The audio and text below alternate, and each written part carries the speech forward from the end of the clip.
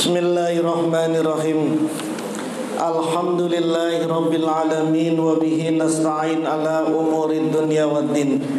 Wassalatu wassalamu ala sayyidil mursalin sayyidina wa habibina wa syafi'ina wa maulana Muhammadin wa ala alihi wa sahbihi ajma'in. Amma ba'du, khususan man sannafa hadzal kitab rahimallahu ta'ala wa nafa'ana bihi wa bi ulumihi wa bi ulumihi wa bi ulumihi wa fid dharaini amin. Al-Fatihah. A'udzu billahi minasy syaithanir rajim. Bismillahirrahmanirrahim.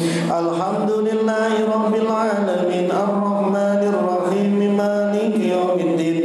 Iyyaka na'budu wa iyyaka nasta'in. Ihdinas siratal mustaqim. Shiratal ladzina an'amta 'alaihim ghairil maghdubi 'alaihim waladdallin. Amin. Bismillahirrahmanirrahim. Para asatidz, sahabat-sahabat sekalian, melanjutkan pembacaan kitab Futuhul Ghaib karya dari Tuan Syekh Abdul Qadir Al-Jailani. Masih pada maqalah yang ketujuh, fi izhabi dhammil qalbi, di dalam menghilangkan kegalauan hati. Bismillahirrahmanirrahim. Qala Allah Ta'ala, Allah Subhanahu wa Ta'ala berfirman, ma nansah min ayatin, ma nansah tidaklah kami hapus, min ayatin dari satu ayat, au nunsiha atau melupakan siapa kami ha pada ayat, au nunsiha atau melupakan siapa kami ha pada ayat, nakti maka mendatangkan siapa kami, bi khairin dengan yang lebih baik, bi khairin dengan yang lebih baik, minha dari ayat, au misliha atau sesamanya ayat, au misliha atau sesamanya ayat. Alam ta'lam tidaklah kamu tahu, alam ta'lam tidaklah kamu tahu, annallaha bahwasanya siapa Allah itu ala kulli syai'in atas segala sesuatu, qadirun maha mampu, qadirun maha mampu. Ayat ini kalau secara syariat diartikan Allah menegaskan, tidaklah kami menasakh satu ayat atau kami melupakan satu ayat kecuali kami akan datangkan ayat yang lebih baik dari ayat yang sebelumnya atau sesamanya ayat. Dan Allah itu sangat mampu atas segala sesuatu. Ini kalau kita belajar ulumul Quran namanya nasikh mansuh. Nasikh mansuh itu ayat yang kata para ulama, ini berbeda pendapat memang ulama. Yang menganggap nasikh mansuh itu adalah bahwa ada ayat yang dihapus. Yang dihapus itu ada dua. Yang dihapus ayatnya sekaligus hukumnya dihapus. Jadi ayatnya sudah gak masuk lagi di Quran, sudah dihapus. Ada yang ayatnya masih ada, tapi hukumnya sudah tidak ada. Dan ini banyak di Quran. Jadi hukumnya tidak ada, tapi ayatnya masih ada. Apa misalnya? Wala taqrabus sholata wa antum sukaro. Kamu jangan mendekati sholat kalau sedang mabuk. Ayatnya masih ada, tapi hukumnya sudah dimansuh. Anda jangan megang ayat ini. Sekarang nih abis isya nih kayak gini mabuk. Kenapa mabuk? Boleh kok, subuhnya kan masih lama.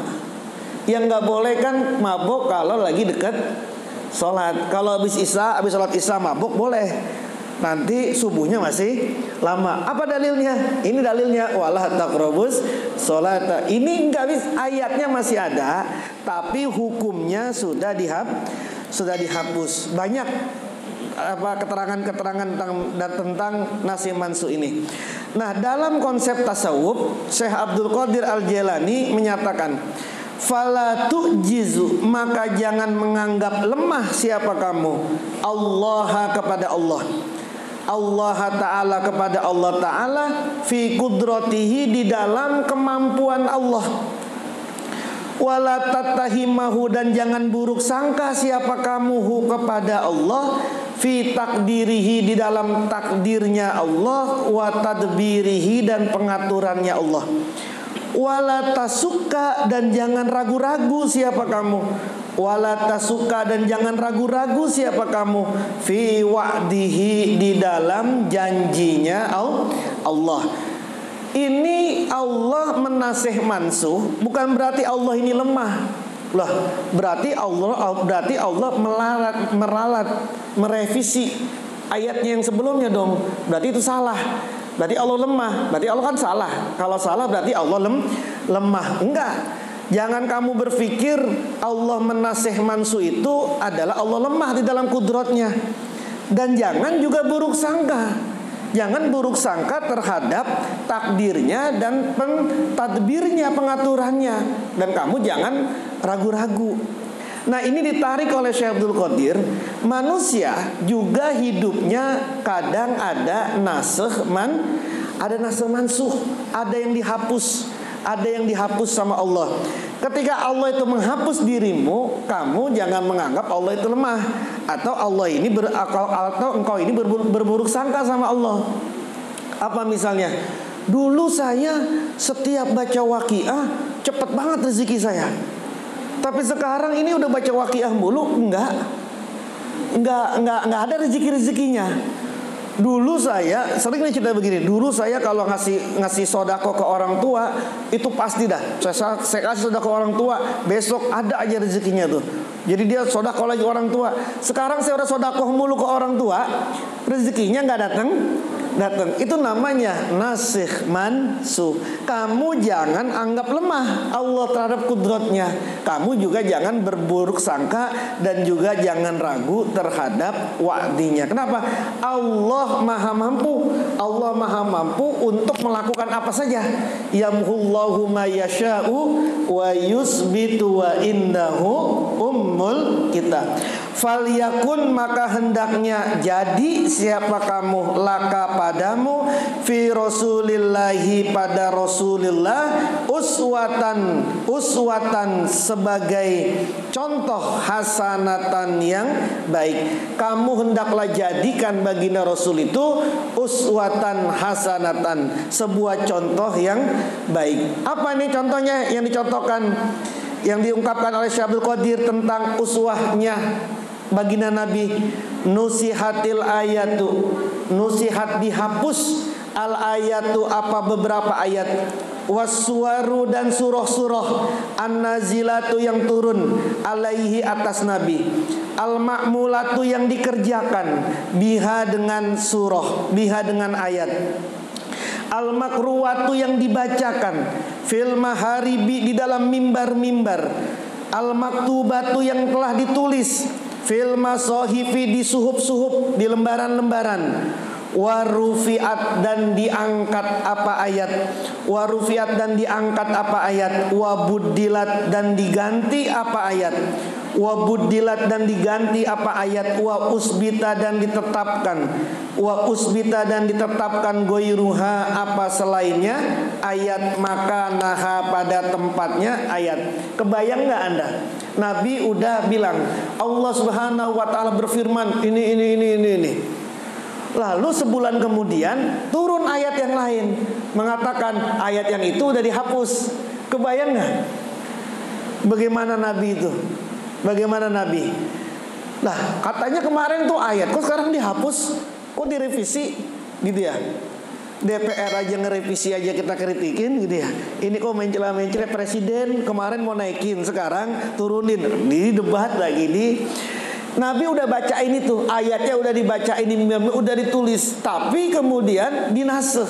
Coba bayangin kayak apa itu. Dulu bulan puasa total, ayatnya itu total. Pokoknya Anda habis sholat isya, kalau sudah sholat isya kemudian Anda tidur, bangun udah gak boleh lagi makan. Jadi misalnya Anda tidur, habis sholat isya tidur, bangun jam 10, itu udah gak boleh makan lagi tuh sampai maghrib ke depan itu. Itu awal-awal puasa kayak begitu dulu. Awal-awal puasa Ramadan kayak begitu. Jadi kalau Anda udah tidur, habis sholat isya tidur, udah gak boleh makan lagi tuh nanti bangun. Gak boleh sampai sampai maghrib. Bukan cuma itu, sama istri grepe-grepe juga nggak boleh. Bukan cuma siang yang nggak boleh, sebulan coba. Sebulan total pre grepe-grepein istri, pre. Itu berlaku, itu 1 Ramadan berlaku itu. Berlaku. Muncullah Ubay bin Ka'ab, muncullah Umar bin Khattab bilang, mewakili kita semua nih, Nabi, boy jangan begitulah katanya. Masa sebulan kita nggak megang-megang istri, bagaimana coba ini gitu ya. Lemah ini, lemah. Lalu kemudian turunlah ayat uhilla lakum lailatas. Nah itu gimana? Nabi udah mengikrarkan itu. Nabi sudah bilang nggak boleh, nggak boleh. Kemudian dinaseh. Ya Nabi tidak gimana-gimana. Ya karena itu perintahnya Allah, ya sudah lakuin. Meskipun itu dihapus. Artinya Nabi ikut saja dengan iradahnya Allah. Wa nukila, dan diarahkan siapa Nabi?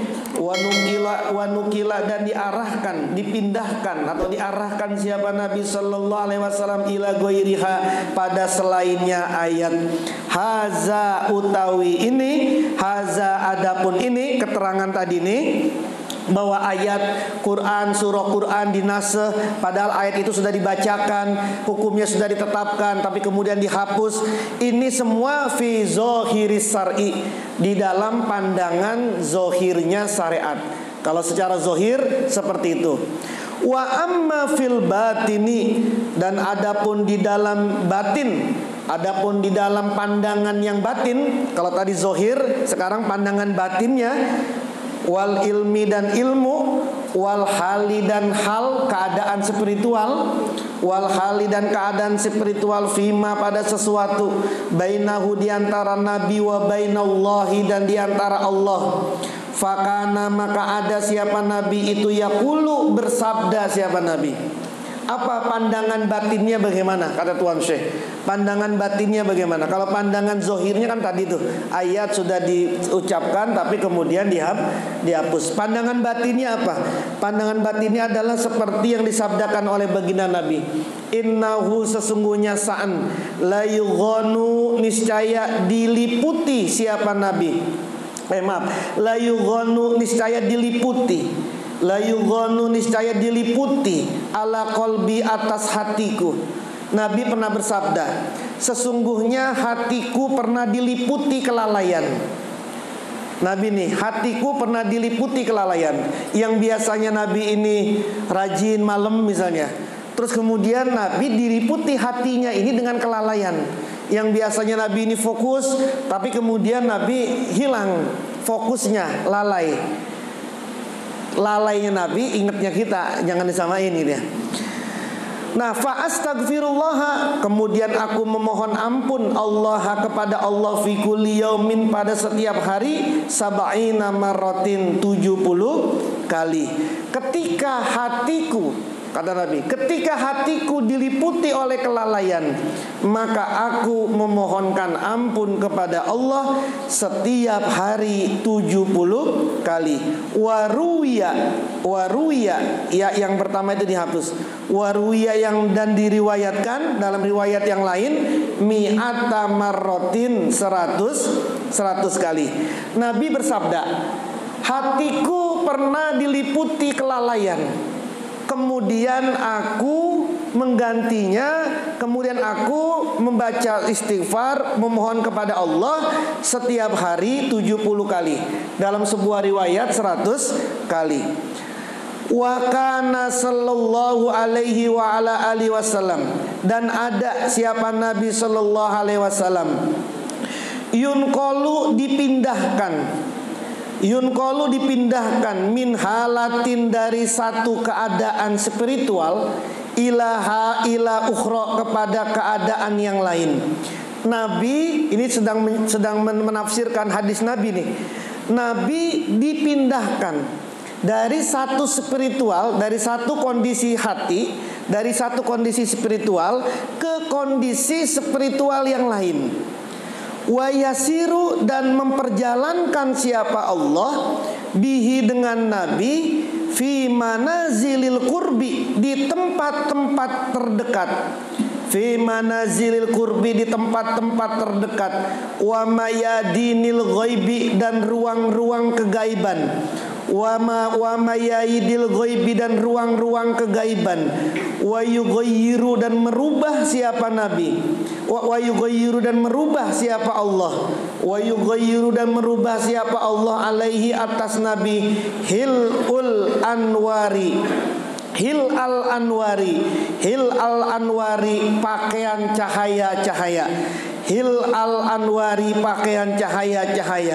Fatabayyana, maka jadi jelaslah, al halatul ula, apa keadaan spiritual yang pertama, indasaniha, di sisi yang keduanya, halatul ula, apa jelasnya, zulmatan, kegelapannya, wa nuksonan, dan kurangnya, wa nuksonan, dan kurangnya, wa taksiron, dan terbatasnya, fi hibzil hududi, di dalam menjaga batas-batas. Gini maksudnya, mudahnya begini. Kalau kata pengersa Abah, Anda beli mobil, sebagus-bagusnya mobil, kalau nggak bisa mundur jangan beli. Sebagus-bagusnya mobil, kalau kagak bisa mundur jangan beli. Mundur itu perlu untuk apa? Untuk mencari posisi baru, untuk ngambil ancang-ancang baru, itu mundur. Nah, manusia terkadang dijadikan, dipindahkan oleh Allah ke keadaan yang berbeda, keadaan mundur.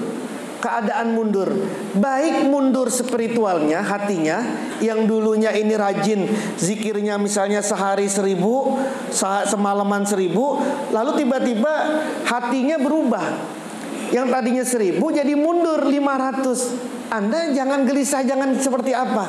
Sudah, ini sedang dipindahkan keadaannya. Nanti ketika Anda sadar, loh ternyata saya kok sekarang jadi males ya, yang dulunya saya 1000, sekarang kalau 500 jadi 250. Karena kesadaran baru itulah, maka kemudian Anda bangkit lagi nih, maju lagi, ngegas lagi untuk tetap di 1000, tapi dengan keyakinan dan dengan ilmu dan pengalaman yang baru lagi. Yang Anda semua ini berkeyakinan atau bertekad nggak mau mundur lagi nih sekarang nih, gitu. Pun juga misalnya dalam urusan dagang, dalam urusan usaha, biasanya Anda maju, lalu kemudian sekarang Anda mundur. Nah, mundur ini membuat Anda kemudian menjadi maju lagi. Menjadi maju lagi. Ketika Anda sudah maju lagi, Anda punya kesadaran baru, punya ilmu baru, punya pengalaman baru, untuk tidak kembali lagi ke posisi yang tadi ini nih, gitu. Makanya nasih wal mansuh tadi itu, keadaan buruk itu nggak apa-apa. Artinya di dalam hadis qudsi pun Allah sedang bilang, kalau hambaku semuanya nggak ada yang bikin dosa, maka aku akan hancurkan hambaku itu, dan aku ciptain manusia yang mau berbuat dosa tapi dia mau beristighfar. Sampai kayak begitu. Tapi ini dalilnya bukan berarti oh gitu gue istighfar, gue maksiat. Nanti kalau nggak maksiat bahaya goncang ini. Enggak, bukan gitu. Maksudnya ketika kita lagi jatuh, nggak disengaja, memang kita lagi jatuh maksiat, kita lagi hilaf, tiba-tiba jatuh maksiat, atau kita lagi usaha tiba-tiba jatuh, bukan kemauan kita, tapi tiba-tiba kita hilaf dan lupa. Anda jangan ngedon, Anda jangan putus asa, Anda jangan kemudian menjadi orang yang tidak punya kepercayaan diri lagi. Kenapa? Karena itu bisa jadi membuat Allah yang membuat Anda seperti itu untuk Anda ini bisa mengatur kembali jalurnya yang benar, gitu. Nah, itu yang disampaikan oleh Tuan Syekh Abdul Qadir Al-Jailani. Nah, maka ketika keadaan yang pertama itu sudah dirubah kepada keadaan yang kedua, maka kemudian menjadi tampak gelapnya, kurangnya, terbatasnya apa yang ada pada keadaan kita yang pertama. Sehingga kita bisa cross check, kita bisa introspeksi. Oh, ternyata dulu gue kayak begini. Baru kelihatan itu. Kurangnya baru kelihatan. Apa terbatasnya kita baru kelihatan, gitu ya. Kenapa? Karena kita sudah ada di level yang kedua tadi.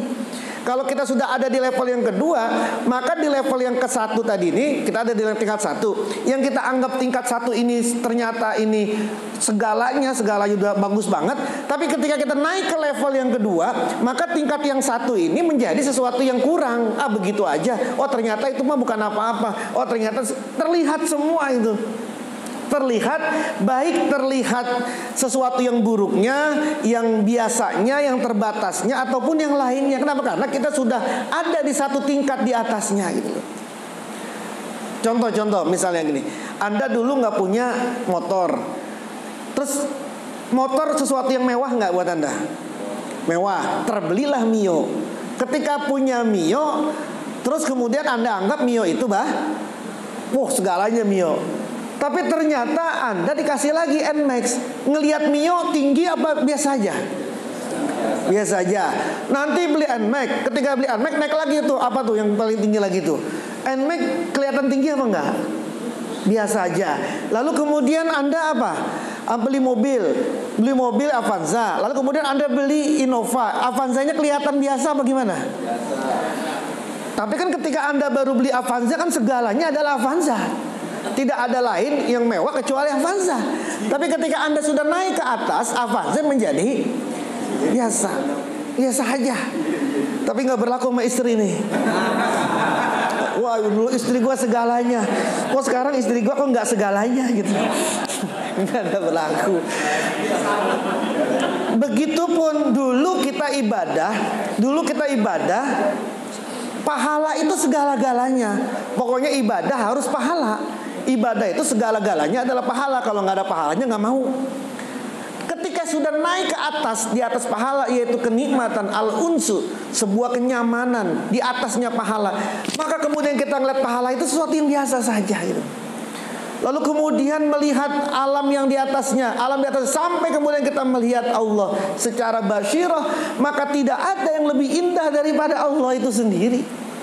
Yang dulu kita kejar itu adalah segalanya.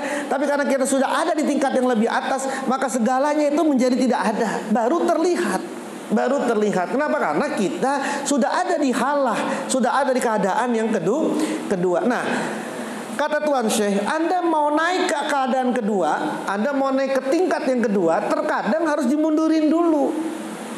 Atau bisa jadi Anda langsung naik ke atas, sehingga keadaan yang pertama ini terlihat jelas bagi Anda gitu. Dulu mah dipikir uang itu segala-galanya, tapi giliran sudah lagi sakit, uang ternyata nggak segala-galanya. Atau dalam keadaan tertentu uang nggak segala-galanya, dunia ternyata nggak segala-galanya. Tapi kan keyakinan kayak begini bisa Anda rasakan kalau Anda sudah naik ke level yang di atas gitu. Sering saya bilang gini, ada anak-anak yang di pondok misalnya di Jagat itu kan kadang anak-anak itu masih rewel. Ya itu bagi dong ilmu yang bisa ngebal, bisa ini. Dulu kita sekelas dia memang menganggap ilmu-ilmu kayak begitu tuh segala sesuatu lah. Pokoknya kalau nggak kebal kayaknya nggak enak gitu loh. Terus pokoknya amalan sesuatu itu segala macam. Mungkin kalau kiai lagi ngomong amalan sesuatu udah ribut kita catat gitu kan. Apa yang udah ngomong mahabbah, catat, udah ilmu itu. Ternyata ketika kita sudah dewasa, ilmu itu ternyata biasa saja gitu. Ketika kita sudah ada di level yang tertentu, maka kemudian sebenarnya ini mah bisa aja kita dapetin kalau udah ada di sini. Ternyata ini bukan segalanya gitu. Bukan segalanya mah ini. Nah, ini kan kalau kita sudah ada di level yang atas. Nah, caranya Allah ini untuk menaikkan kita ke level yang lebih atas itu, terkadang Allah memberikan nasikh mansuh tadi tuh, yaitu kita itu kadang dihapus dulu, dijeblosin dulu ke dalam kemaksiatan. Ke dalam kemaksiatan yang kita tidak hilaf. Maka kalau ada teman kita tiba-tiba hilaf, dia benar-benar hilaf karena dia maksiat, dia hilaf, sudah jangan dibenci, jangan diapa. Barangkali Allah sedang mau menaikkan derajat dia dengan kehilafan ini nih gitu. Karena Allah tadi sudah berfirman, kalau hambaku nggak berbuat dosa kepadaku, aku habisin nih, aku hancurin semua hambaku. Aku ciptain makhluk yang dia mau berbuat dosa, tapi dia juga mau beristighfar. Itu untuk menunjukkan apa sih? Untuk menunjukkan Rahman Rahimnya Allah. Taubat, tawabnya Allah, Al-Ghafurnya Allah. bahwa orang itu kalau lagi mau mundur itu, kalau lagi mundur bisa saja sedang mau naikin. Anda dulu belum ikut zikiran, belum ikut apa, sukses, lancar, tapi giliran ikut zikiran kok lagi hancur begini. Gak usah bagaimana, itu sedang dimundurin dulu untuk Anda nanti naik ke tingkat yang lebih tinggi lagi, dan Anda punya kesadaran baru terhadap hal ini, gitu ya. Fayulqanu, kemudian diajarkan al istighfaru, apa istighfar, li'annahu, karena bahwasanya istighfar ahsanu halil abdi, paling bagusnya keadaan seorang hamba, wat taubatu, dan taubat, fi sairil ahwali, di semua keadaan-keadaan, li'anna, karena bahwasanya fiha, di dalam taubat, iktirafan itu hanya dihapus, iktirafan sebuah pengakuan, bizanbihi, dengan dosanya Nabi, wa kusuk, dosanya abdi, bizanbihi, dengan dosanya abdi, wa kusurihi, dan terbatasnya abdi. Ketika Nabi merasa bahwa dirinya sudah melakukan kelalaian dalam hatinya, maka kemudian Nabi diajarkan untuk istighfar. Nabi diajarkan untuk istighfar, dan diajarkan untuk taubat. Kenapa? Karena taubat adalah iktirafan bizanbi wa kusuri. Taubat adalah sebuah bentuk pengakuan kita terhadap dosa kita dan terhadap keterbatasan kita. Kita ini taubat karena kita nganggap, kita ngaku, kita merasa kita punya dosa, kita punya keterbatasan. Kalau orang kagak ngerasa punya dosa, kalau orang nggak merasa nggak punya keterbatasan, maka nggak mungkin orang itu mau tobat. Makanya di ajaran kita setidaknya sehari dua kali setidaknya di ajaran kita ini kita diajarkan sholat taubat, ba'da maghrib 1 kali, nanti malam juga satu kali. Setidaknya tuh kita 2 kali diajarkan untuk sholat taubat. Kenapa? Karena taubat itu iktirafan, bentuk pengakuan kita terhadap dosa kita dan terhadap keterbatasan kita. Wahuma, dan keduanya apa? Keduanya pengakuan dosa dan pengakuan keterbatasan itu sifatal abdi, dua sifatnya hamba. Sifatal abdi, dua sifatnya hamba. Dua sifatnya hamba fi sairil ahwali, di semua keadaan. Fahuma, maka keduanya apa? Pengakuan terhadap dosa dan pengakuan terhadap keterbatasan kita itu warosatun, adalah warisan. Itu warosatun, adalah warisan min abil basar, dari bapak moyangnya manusia, Adama, yaitu Nabi Adam alaihissalam, ilal Mustafa, sampai kepada baginda Nabi Muhammad sallallahu alaihi wasallam. Keduanya adalah warisan dari Nabi Adam sampai kepada baginda Nabi. Nabi Adam ketika dia suruh dimakan buah khuldi, maka kemudian dibilang jangan kamu dekat-dekat sama buah khuldi, pohon khuldi. Maka kemudian Nabi Adam sama Siti Hawa makan buah khuldi. Tapi kan kemudian dia iktiraf, dia mengaku dengan kalimatnya Rabbana zolamna anfusana wa illam taghfir lana wa tarhamna lanakunanna minal. Kan ini pengakuan, Rabbana zolamna, wahai Tuhan kami, zolamna, kami sudah zolim, anfusana, kepada diri kami semua, kepada diri kami sudah zolim kepada diri kami. Zolamna anfusana wa ilam taghfir lana, kalau engkau tidak mengampuni kami, wa tarhamna, dan kamu tidak menyayangi kami, lanakunanna minal, maka niscaya kami semua, kami ini termasuk orang-orang yang Ini kan iktiraf, ini ngaku kita punya dosa. Nabi Adam punya dosa, kemudian Nabi Adam punya keterbatasan. Baginda Nabi juga ngaku tadi tuh, innahu la yughon ala qalbi, aku itu diliputi kesalahan dalam hatiku ini. Kemudian aku mohon istighfar. Nabi loh, itu Nabi. Yang Nabi sudah dikatakan apa? Ya inna fatahna laka fatham mubina liyaghfira lakallahu ma taqaddama min dzanbika wa ma. Nabi sudah dibilang, Nabi itu dosa yang lalu, dosa yang akan datang sudah dihapus sama Allah, udah enggak ada dosanya. Tapi Nabi masih merasa saya masih punya kelalaian. Itu kan iktiraf itu. Iktiraf. Nah, iktiraf itu penting untuk semua keadaan. Syaratnya orang itu mau dihapus dosanya sama Allah itu, ya syarat utamanya adalah dia iktiraf dulu. Dia iktiraf. Orang kalau udah iktiraf sudah dimaafkan. Allah, ya manusia kan sama manusia. Anda punya salah sama istri, lalu kemudian udah iktiraf, udah ngaku aja, ngaku. Nanti istrinya juga senang. Ya udah bang gitu.